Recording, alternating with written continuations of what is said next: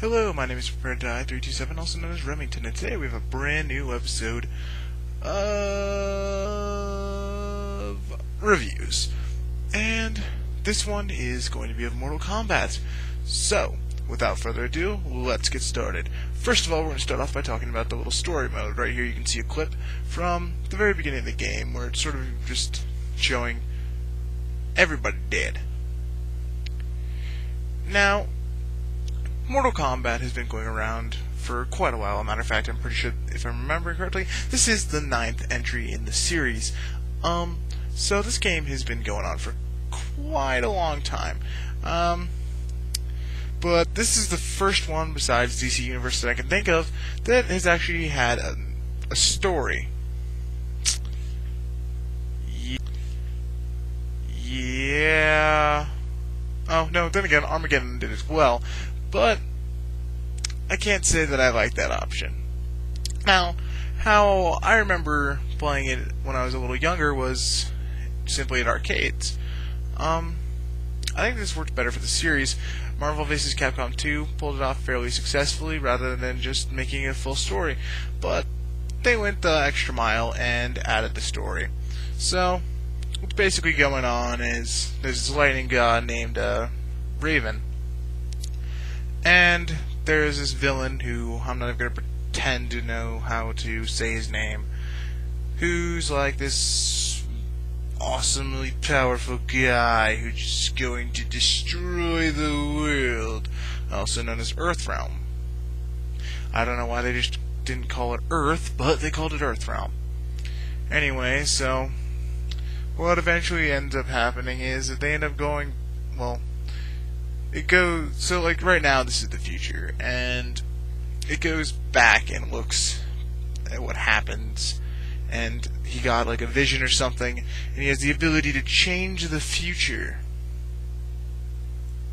Yep. Anyway, so this is the actual Mortal Kombat tournament, which means that they can change the future so that this guy, once again I can't pronounce his name, to stop being this almighty powerful warrior of doom and destruction. Sounds really interesting, right? Yeah, it's pretty damn boring. And that was the most disappointing part of the storyline for me at all. I was bored. Like, not a little bored, but really, really, really bored.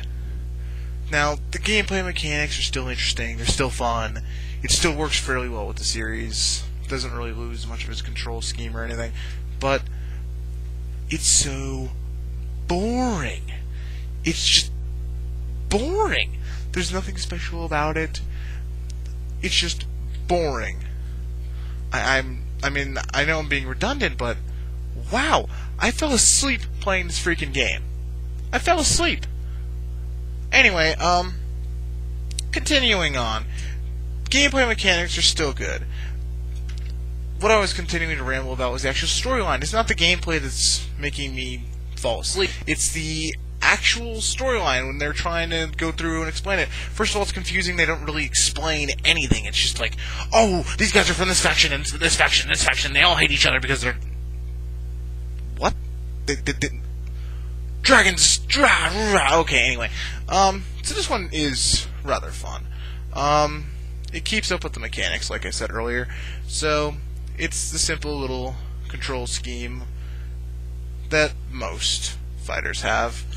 So you can still look at your special moves and everything, but the Mortal Kombat series has always been successfully known for its gory deaths and supercharged, violently violent, decisionally violent death rate of violentness.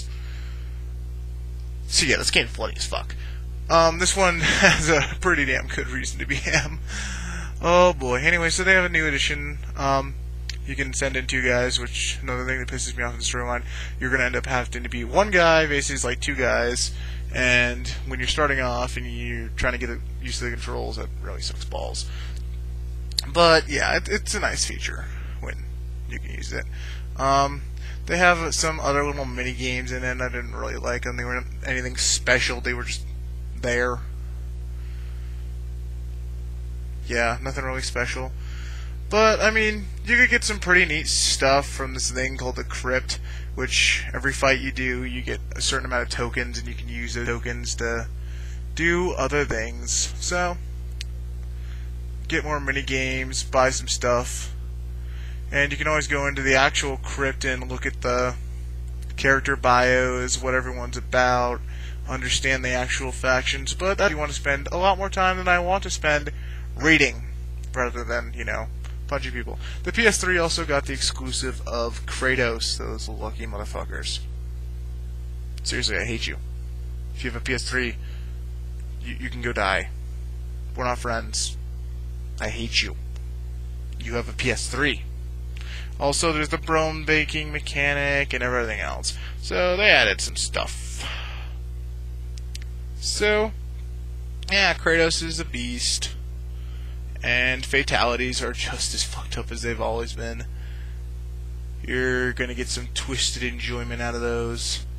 Enjoy watching some peoples get ripped apart, dying painful deaths. So yeah.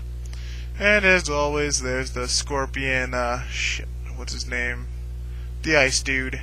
Hatred going on. So, that's always wonderful. You're not exactly gonna miss that. Because, like I said, it's fucking wonderful. Their whole little rivalry that's going on the entire series.